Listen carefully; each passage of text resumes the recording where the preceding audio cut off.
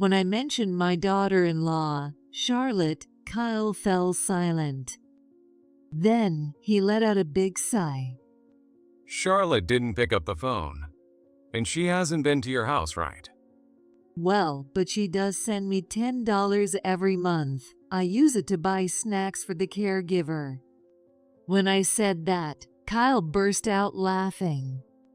Come on, Mom. You gotta be kidding me. Why was Kyle laughing?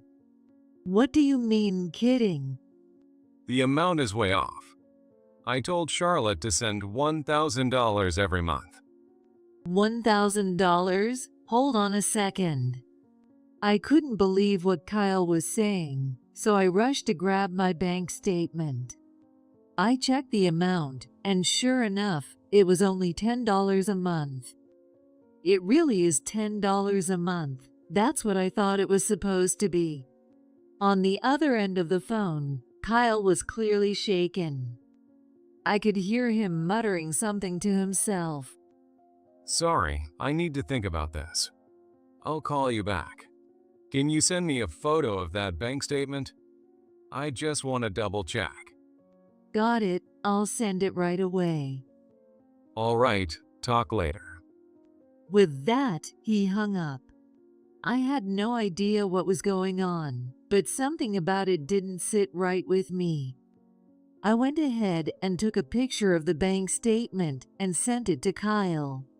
Not long after, Kyle called me back right away.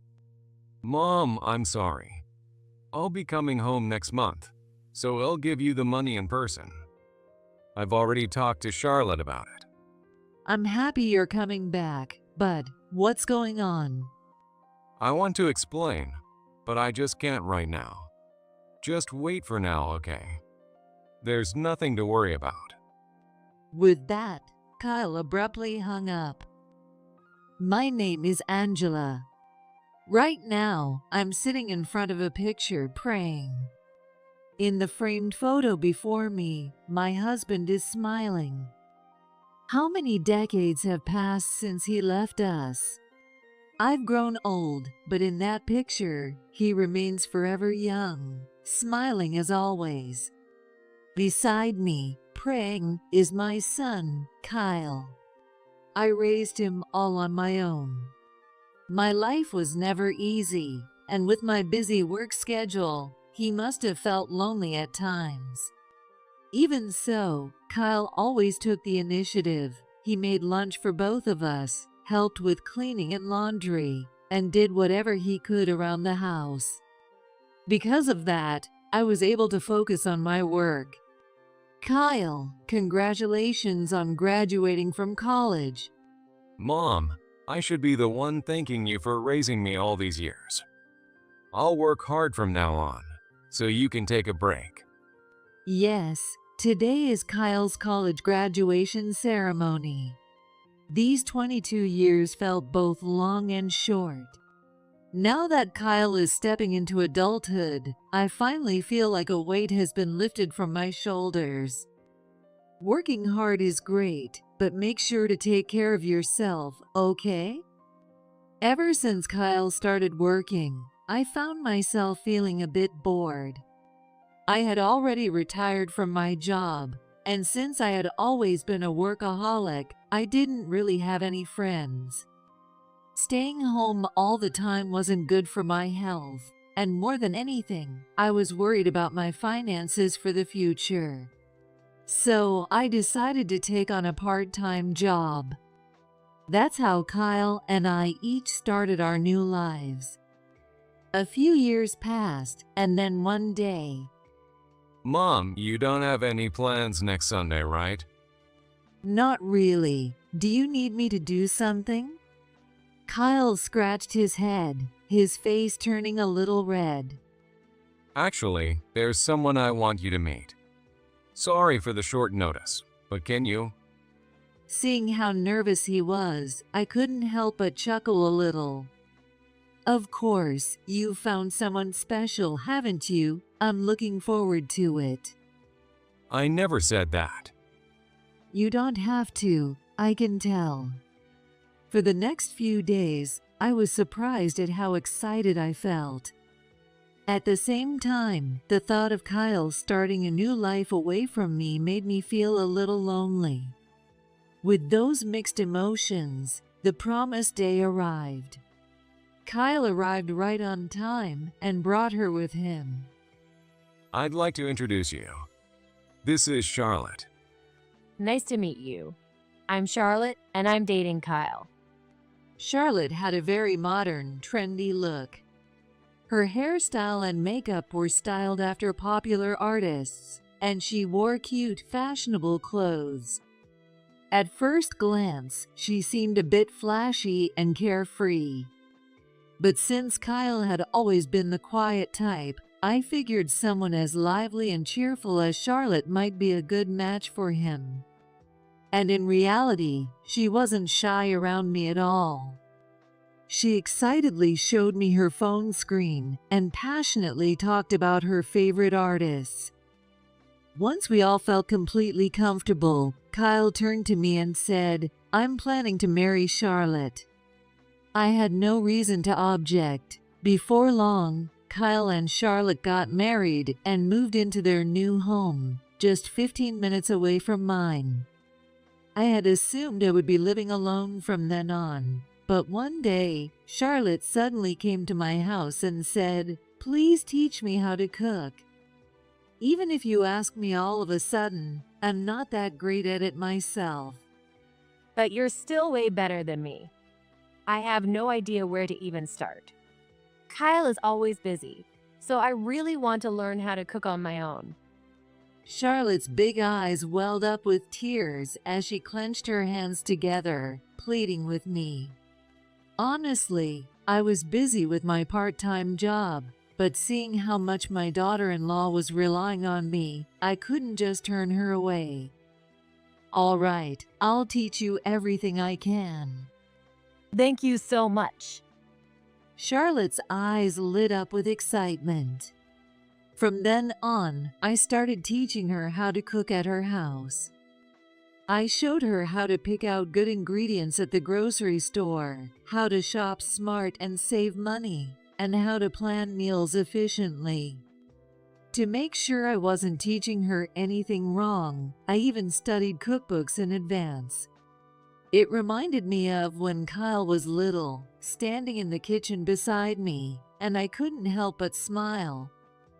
It felt like I had gained a daughter, and my days became lively and full of joy.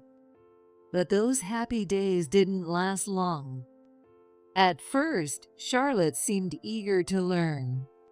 She took notes on everything I said, and even recorded videos on her phone when the cooking steps got too complicated. But after about a month, Charlotte seemed to lose interest, and she stopped taking notes and just stood there, staring blankly. Even when I carefully explained things to her, she would only give half-hearted responses. Worse yet, while I was cooking, she would pull out her phone and say, "My favorite artist is doing a live stream," then just stare at the screen. Normally, I might have scolded her for that kind of behavior. But around that time, I was exhausted, not only from my busy part-time job, but also from studying cooking, something I normally never did, so I didn't even have the energy to scold her. In the end, I found myself responsible for both my own household chores and making meals for Kyle and Charlotte. Still, I never complained and kept cooking. I told myself this was my way of making up for all the years I spent focused on work, unable to do much for Kyle. But sadly, I was older than I thought. As the busy days went by, my body slowly stopped keeping up with me. Then one day, while working as usual, I was suddenly hit by a wave of intense dizziness. My coworkers called out to me, but before I could respond, I collapsed right there. I could faintly hear people shouting, "Call an ambulance!" As their voices faded into the distance, my vision went completely black. How many days had passed? When I opened my eyes, the first thing I saw was an unfamiliar ceiling. My mind felt foggy as I tried to think. I was lying in a hospital bed, tubes running all over my body. What on earth had happened to me? When I moved my eyes slightly, I saw Kyle sitting in a chair beside me, breathing softly in his sleep. Seeing Kyle there gave me a small sense of relief, but as I tried to call out to him, I was hit with a shock. I wanted to ask him what had happened to me, but my tongue felt numb and it wouldn't move. I can't speak. What's going on? Panic started creeping in, and when I tried to sit up, I realized my entire left side was numb and wouldn't move. Not knowing what had happened to my body, my anxiety quickly turned into sheer terror. Kyle, help me. As I struggled desperately with my unresponsive body and numb tongue, Kyle finally woke up. You're awake. Thank God. I'll go get the doctor. Just hang in there. Saying that, he rushed out of the room. In the meantime, all I could do was stare blankly at the ceiling. Thinking about what would happen to me from now on, I felt like my anxiety was crushing me. Kyle quickly returned with the doctor. The doctor, an older man with a kind expression, made me feel a little more at ease. I'm relieved to see you've regained consciousness. I tried to sit up again, but before I could, the doctor gently raised his hand to stop me. Please don't push yourself. I need you to stay calm and listen carefully. Based on the test results, Angela, you've had a stroke. A stroke. I couldn't process what he was saying right away, but slowly, a sense of despair began to take over me. That being said, the fact that you collapsed at work was a small stroke of luck. They were able to give you emergency treatment immediately, so it didn't become life-threatening. But my body. I struggled to move my numb tongue, forcing out my words. Hearing how unrecognizable my voice had become, Kyle stood behind the doctor, silently shedding tears. But even as he listened to my broken words, the doctor's gentle expression didn't waver. Please don't worry. It may be difficult right now, but with rehabilitation, you will improve. I see. Kyle, unable to hold back anymore, grabbed my hand tightly. Mom, rehab might be tough, but I'll help you through it. We'll get through this together. Hearing Kyle's desperate plea, my own tears began to fall. But at that moment, a question popped into my mind. Where's Charlotte? Kyle averted his gaze. She went to a concert, but please don't hold it against her. I wasn't planning to blame her, but he looked guilty saying it. And with that, my rehabilitation journey began. At first, my therapy started with simply bending my unresponsive arms and legs with the help of an occupational therapist. On his days off, Kyle would come to the hospital and assist with my rehabilitation. Charlotte also visited, but she would mostly just watch while Kyle did everything. My rehabilitation was grueling, an endless cycle of painful, exhausting sessions. But thanks to everyone's support, I gradually regained the ability to speak more clearly than before. Finally, after 6 months, I was told I could be discharged. I had to accept life in a wheelchair, but even so, I felt fortunate. It could have been worse. On the day of my discharge, both Kyle and Charlotte came to pick me up. However, I couldn't help but notice that Kyle's expression seemed unusually tense. After saying my goodbyes to the doctors and occupational therapists, who had taken care of me. I finally returned home for the first time in months, only to find the house impeccably clean and organized. Not only that, but handrails and ramps had been newly installed. Did Kyle do all this? Yeah, I wanted to make sure things were as easy as possible for you. Kyle scratched his head for a while, then, as if making up his mind, finally spoke. So, Mom, I know things will be tough for you for a while. That's why I want us to live together. Live with me. What about your house? We're giving it up. His sudden decision left me speechless. Given my condition, having someone nearby would definitely be a relief. But was it really okay for me to ruin my young son's married life because of my situation? Besides that, there was something else that worried me. I glanced over at Charlotte.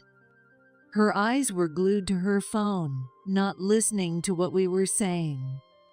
She was probably watching something about that artist she was obsessed with.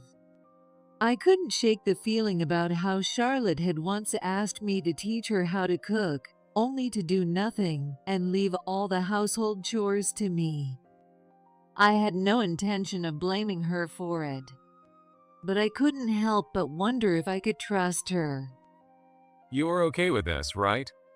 Mom, I'll do anything for you. Thank you, that means a lot to me, but... As I hesitated, unsure of what to say, Charlotte finally looked up from her phone. Kyle, your mom just got discharged today. It's a bit much to hit her with this right away, don't you think? Kyle looked taken aback, as if he hadn't expected her to say that. Yeah, I get that. But this is something we need to decide quickly, right? It's an important decision, which is exactly why we need to take our time and talk it through properly. You can't just make plans without involving her. Charlotte was sharper than I had given her credit for. Even so, Kyle wasn't willing to back down from his decision.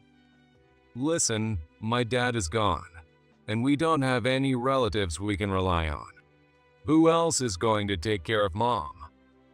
Their argument grew more intense, and I found myself unable to step in. I wanted someone by my side, but I didn't want to be a burden. That contradiction weighed heavily on me. You say you'll take care of her, but aren't you about to leave for an overseas business trip? Am I supposed to take care of her alone while you're gone? That's why I already asked you to handle it. But I can't do it. That's why it's best to leave it to professionals. Charlotte's words made both of us stop and think. I don't want to leave Angela alone either.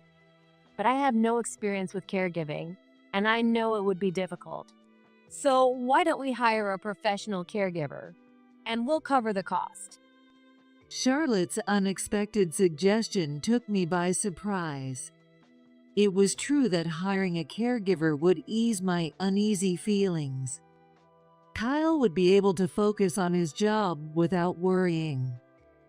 It would cost some money, but it truly seemed like the best option.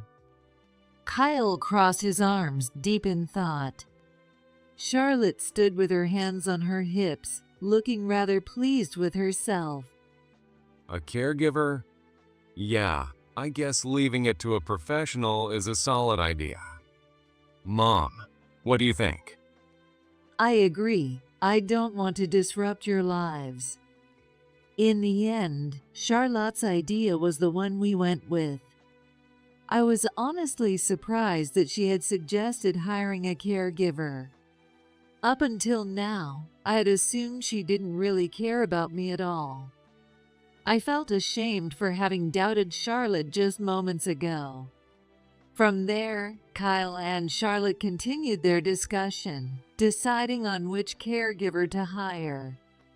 Finally, Kyle would cover the cost, and a professional caregiver would be brought in to help. Since Kyle had work to focus on, Charlotte was put in charge of managing the finances. All right, Angela. I'll personally make sure the payments are handled responsibly. Charlotte curled her lips into a smile. Just as Kyle had said, he soon left for his long-term overseas assignment. Charlotte kept her promise and deposited money into my account for the caregiver. However, the amount was only $10, a very small sum. Still, no matter how little it was, I was in no position to earn money myself anymore. Besides, I had my savings from years of working, along with my insurance, so it wasn't a problem. More than anything, I appreciated the thoughtfulness behind even a small contribution. So, I decided to use that money to buy small thank you treats for my caregiver. And the caregiver who came to my house was truly wonderful. She was always attentive to my condition and willingly helped me with my rehabilitation. Charlotte never came to my house, but with the caregiver taking care of me, I never felt lonely. Plus, since the caregiver was close to my age, we got along as if we had known each other for years. When she realized my daughter-in-law never visited, she even started stopping by outside of work just to check in on me. But no matter how close we became, she never crossed any professional boundaries. That sense of balance only made me trust her more. At first, I was overwhelmed by my physical limitations, but over time, I had completely adjusted. In fact, thanks to my caregiver, my days were even more enjoyable than before.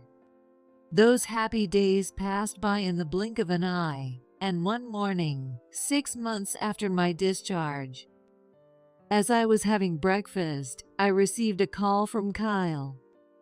Hello? It's Kyle. Has anything changed since we last talked? Are you managing okay? Kyle's voice sounded a bit tired. I've been living happily, thanks to you. My caregiver is a wonderful person. That's good to hear. I've been worried about that for a while.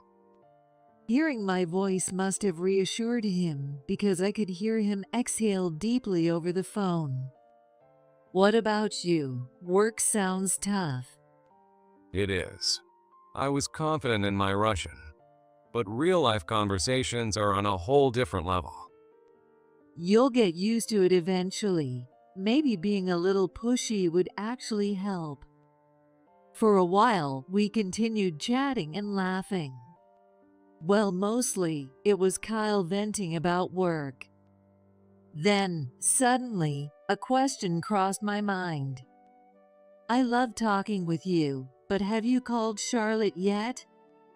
The moment I mentioned Charlotte, Kyle fell silent. Then, he let out a long sigh. Charlotte didn't pick up. She's probably at some concert or something. She hasn't been by your place either, has she? Well, yeah, but she does send me $10 every month. I use it to buy tea and snacks for the caregiver. When I said that, Kyle burst into loud laughter. Mom, come on. You're joking, right?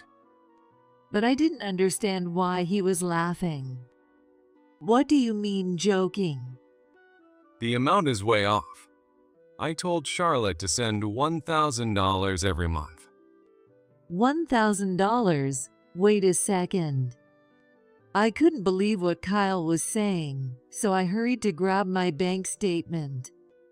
I checked the balance, and sure enough, it was only $10 a month. It's definitely $10. That's what I've been getting. Kyle was clearly shaken on the other end of the call. I could hear him muttering to himself. Mom, I need to think about this. Can you send me a picture of the bank statement? I just want to double check. All right, I'll send it right away. Okay, we'll talk later. With that, Kyle hung up. I had no idea what was going on, but something about it didn't sit right with me. I went ahead and took a picture of the bank statement and sent it to Kyle. Not long after, he called me back. Mom, I'm so sorry. I'll be coming home next month, and I'll give you the money in person. I've already talked to Charlotte about it. I'm happy you're coming back, but what's going on? I want to explain, but I can't right now. Just wait for now, okay? There's nothing to worry about. With that, Kyle abruptly hung up. A month passed, and I was still feeling uneasy about the situation. Then, out of nowhere, I got a call from Charlotte. It was a rare occurrence.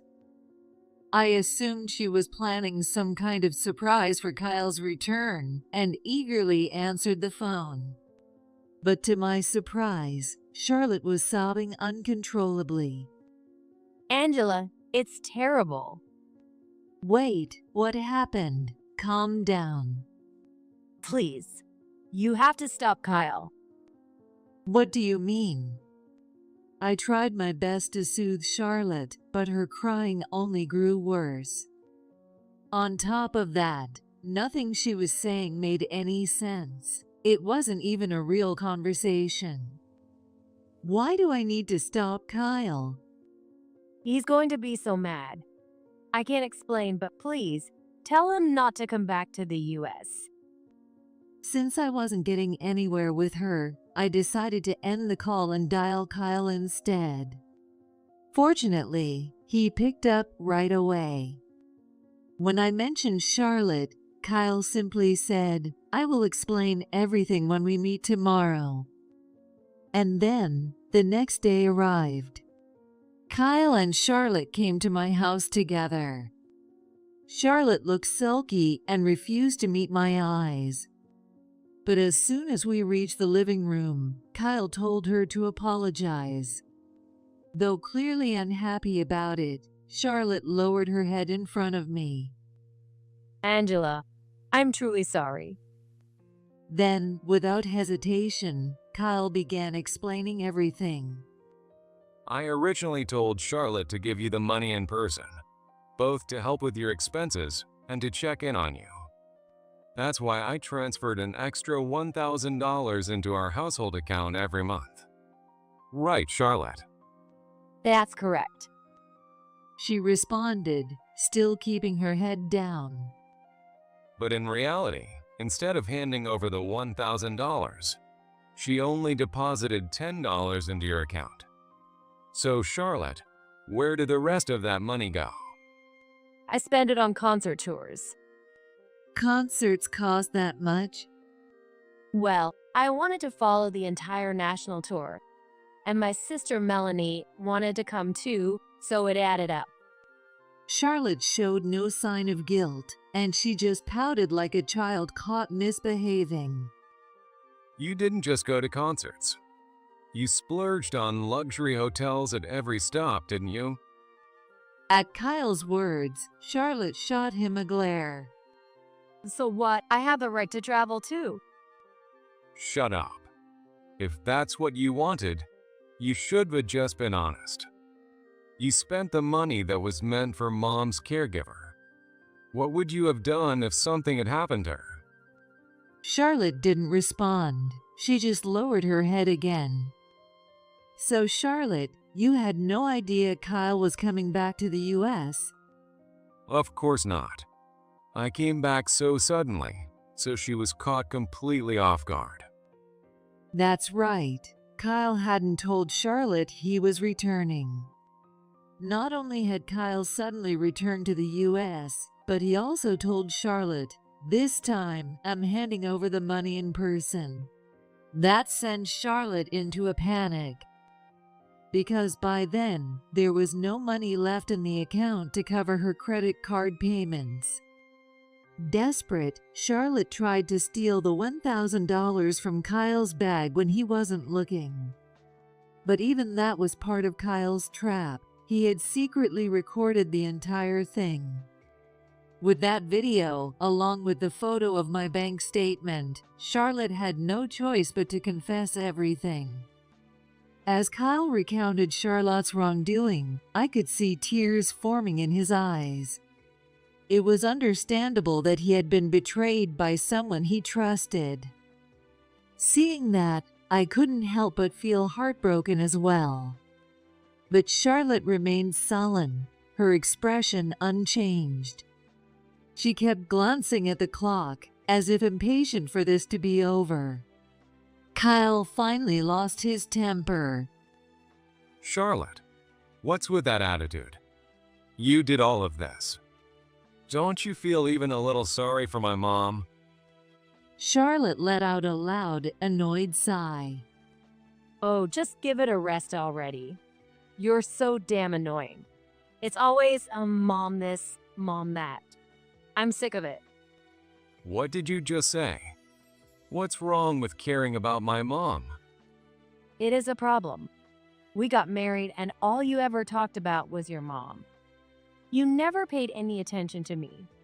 You're a grown man and you're still a mama's boy. It's disgusting. Kyle's face turned bright red.